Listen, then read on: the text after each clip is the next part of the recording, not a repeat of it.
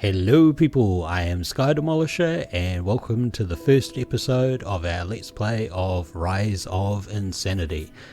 So last week we finished the normal playing of Little Nightmares, and I said that I might not play the DLC. I've decided not to play the DLC and I am instead swapping to this game for hopefully the rest of October.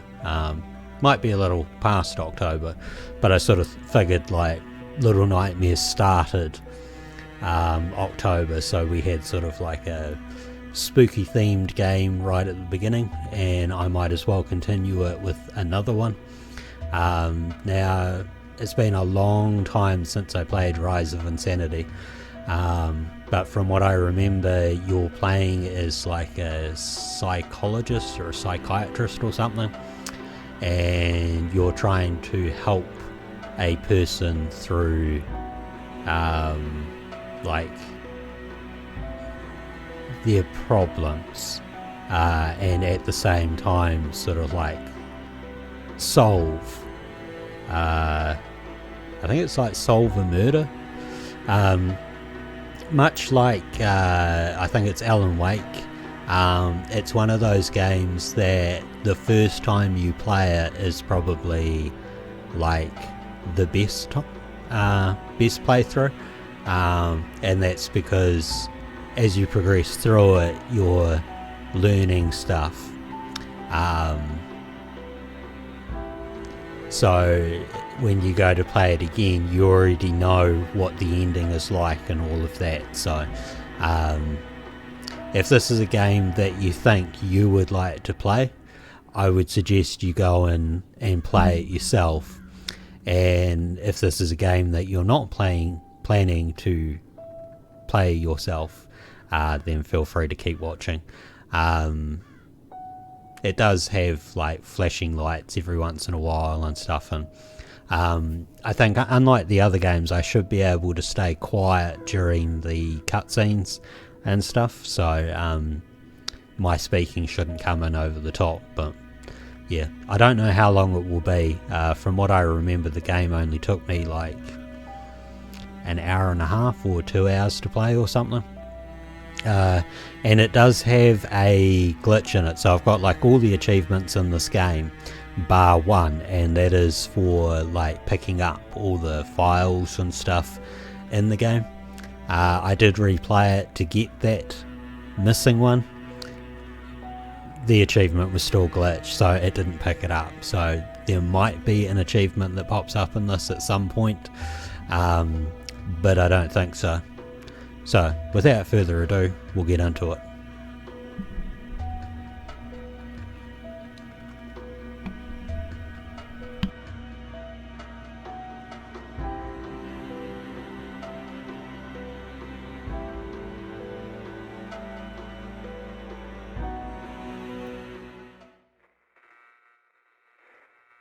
Keep calm, relax, and calm down. Calm all your senses. My name is Dr. Stephen Dowell.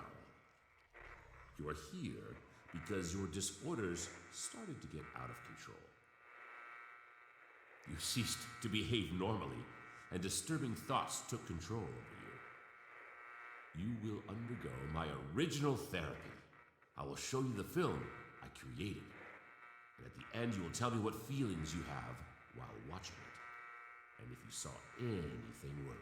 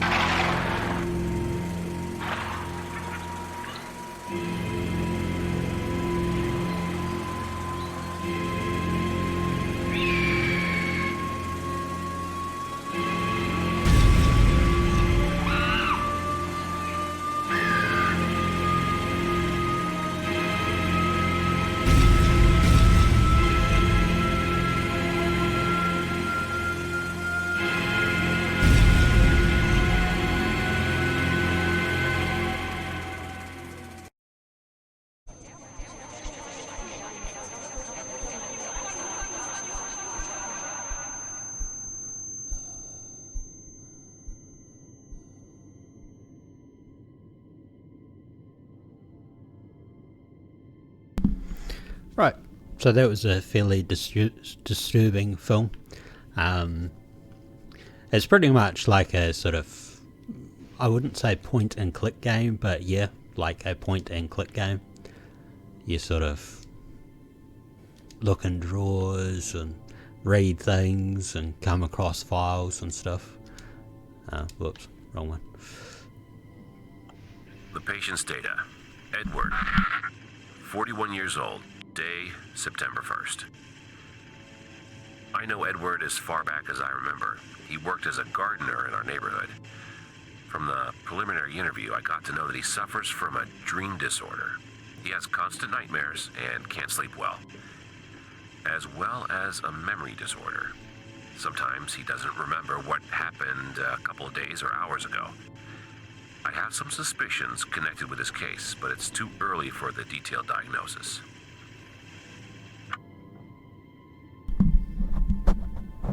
Right, so there will be like audio files through there. So when I come across those, I'll try to like mute my microphone and just continue to do other things during that time. And stuff. And some of the artwork is very, I don't know, it's like reminiscent of Layers of Fear. I'm sort of hoping I've got the sound level right.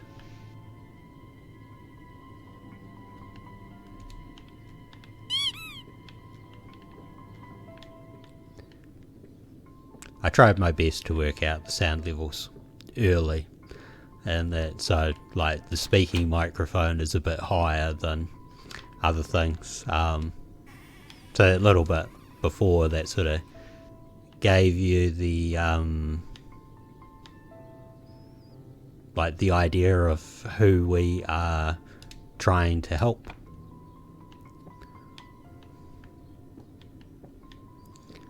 And yeah, like I said, I think it only takes about an hour and a half to play the story.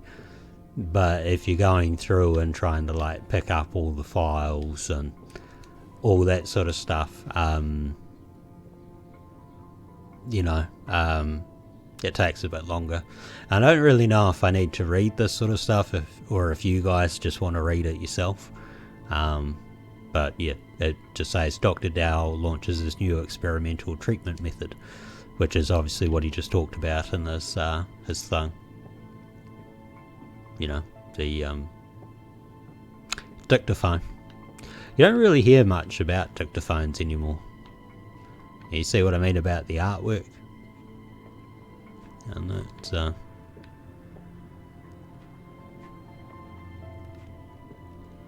now there are controls in this to, like,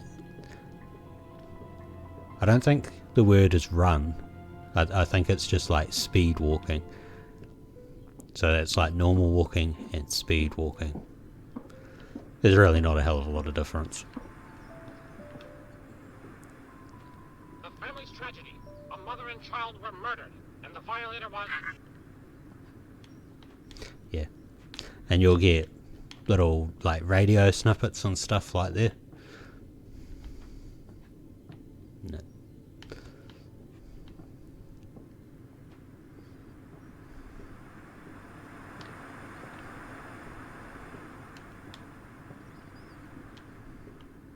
So exactly why we're in the crime scene building doesn't really, I think we find out later. That's the best way of putting it. It's called Madness Symphony. I think this one might be a little dark, so yeah, just in case you can't read it, it does say Madness Symphony.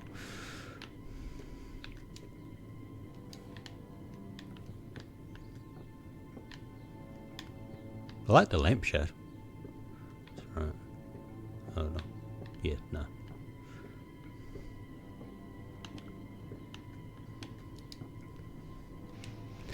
Dear Mrs. Dow, I would like to remind you that you gave me a free hand in the development of one part of the garden. Therefore, my decision was to mainly plant dahlias. Or is it dahlias? I have accentuated them with clematis flowers. I surrounded everything with white poppies. You will be delighted. Edward. I mean, I could sit there and do voices for this sort of stuff, but yeah. No. I must admit, that curtain looks a lot like my curtain. One that's right beside me here. I should also point out that I didn't start recording this like straight after Little Nightmares. I am actually recording this in October because I am lazy.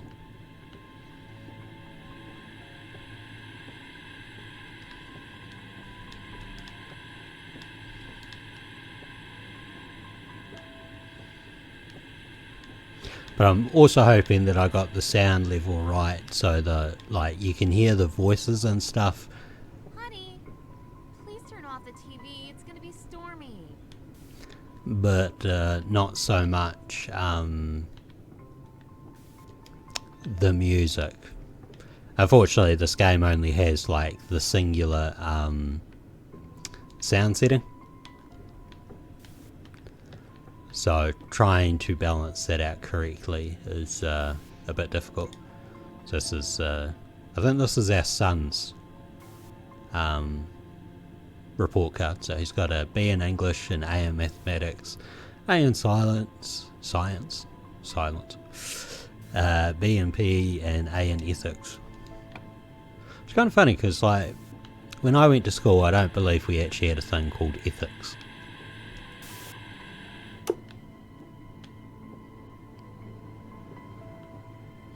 And there are, you know, I suppose the best way to put it is like jump scares in this. It's probably the best way of putting it.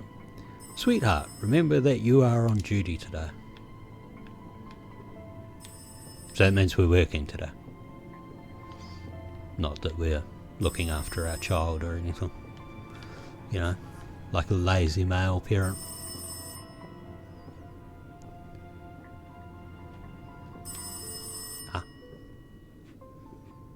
Fine. There. Am I talking with Dr. Stephen Dowell?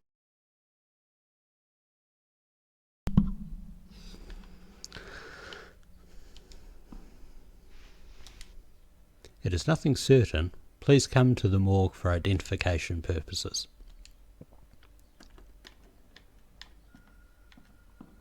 Oh, there's another dictaphone. So with the dictaphones, like when you pick them up, you can just sit there and listen to them, or you can continue to do other things because it just, you know, it gives you that hold to skip. And I'm pretty sure if you skip, it still plays it. You know, you're just not seeing it, you know, written or something. I don't remember.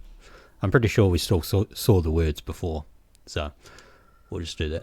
Patient Edward 41. Day September 11th. Patient has told me about his dreams where he tries to murder his wife and child. As far as he said before, he's a bachelor, and he hasn't said anything about children. It could be some traumatic memory from his childhood. I have to get to know about it during our next meeting. It is a harder case than I expected.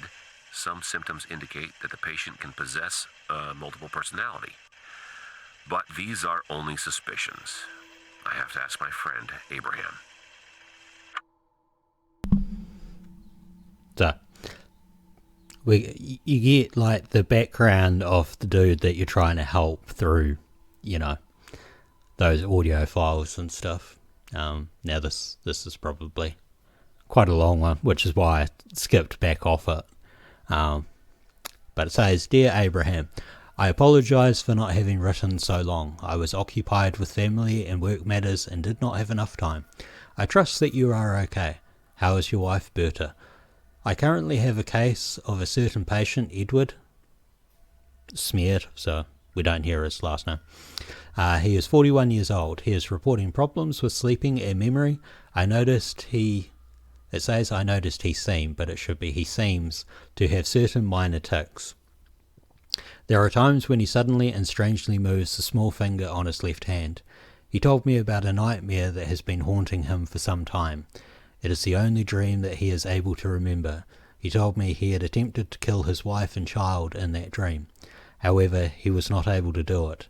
He constantly wakes up before the very end. It is very strange because Edward is actually a bachelor and does not have any children.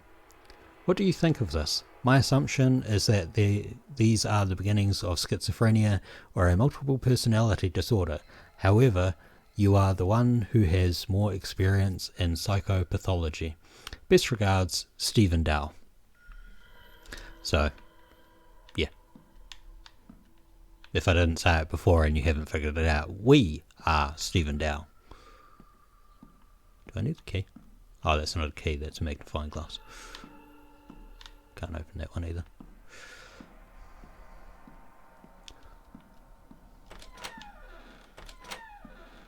Now, which way to the morgue?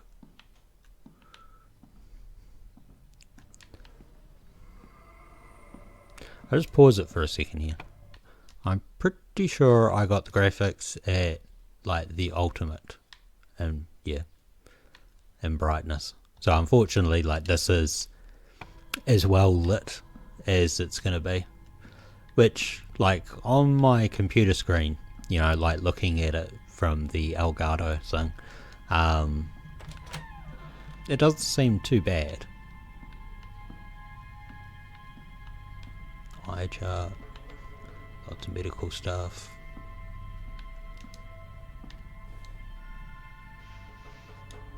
Mother and 7-year-old son murdered.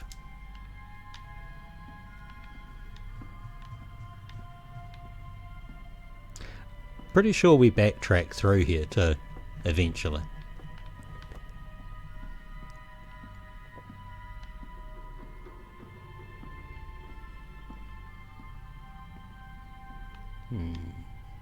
Right, it's down the elevator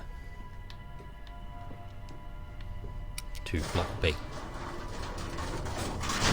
Now, I don't know if I will have cut out the loading screens in this or not. It's debatable whether it's worth it, because they're not too long, but they might go too long at other points. And of course I don't want to inundate you with loading screens.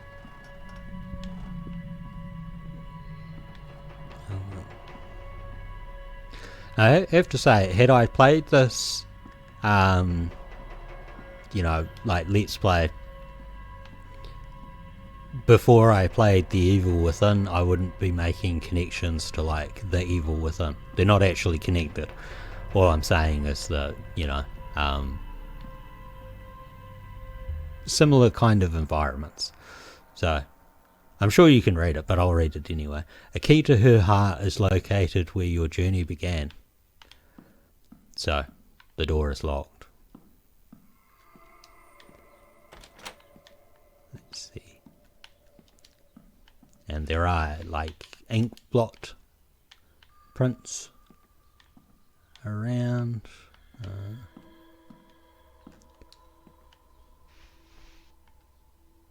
Creepy train.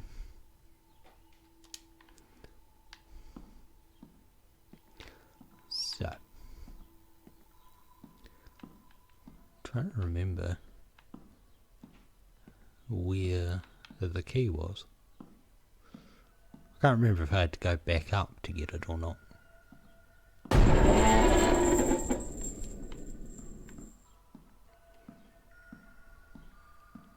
I think that they do a, you know, a fairly okay job with the lighting and stuff. Like, as a game atmosphere, it's pretty good.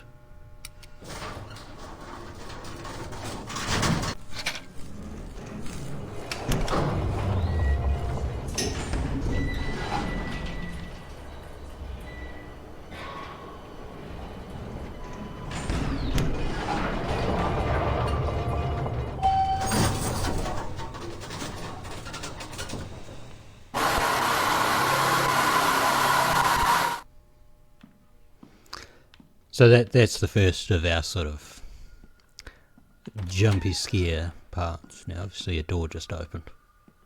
Oh, maybe it was those doors.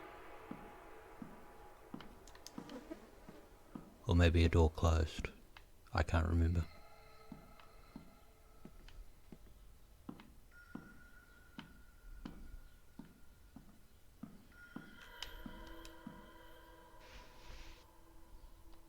So check eyesight, room 6.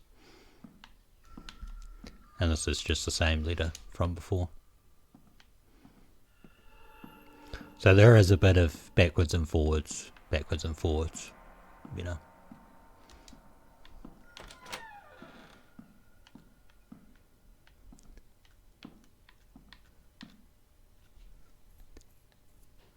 Six, 2, 9.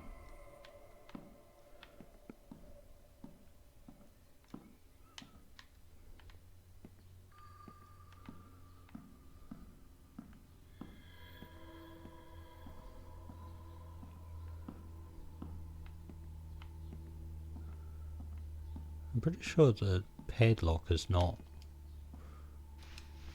a combo lock though. It's a key lock. Anyway, 629. So I don't think it was this door. I think this door does open later. It's very confusing trying to remember what's going on.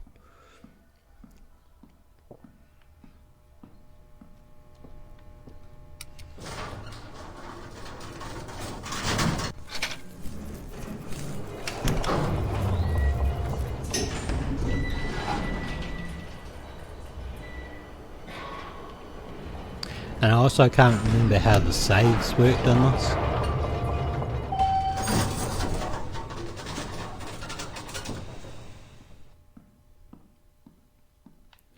So, you know, I don't want to be too caught out.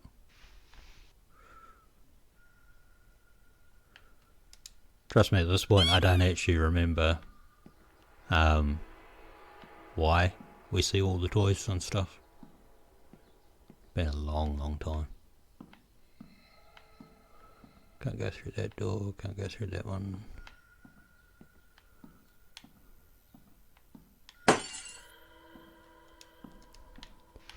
Rorschach thing. Now, I don't think we've got like a torch or anything on this.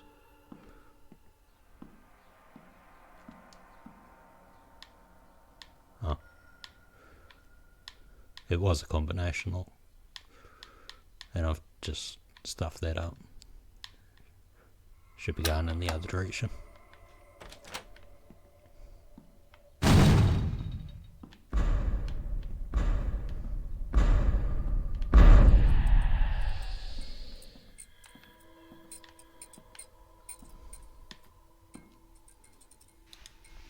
No match. Lovely.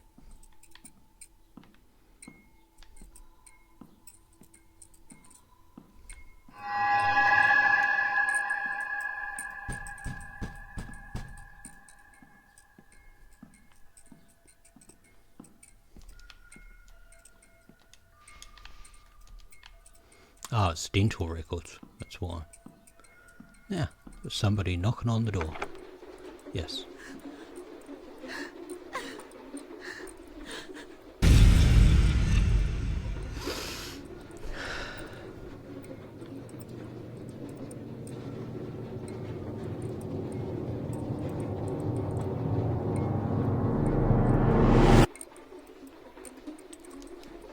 Creepy scene.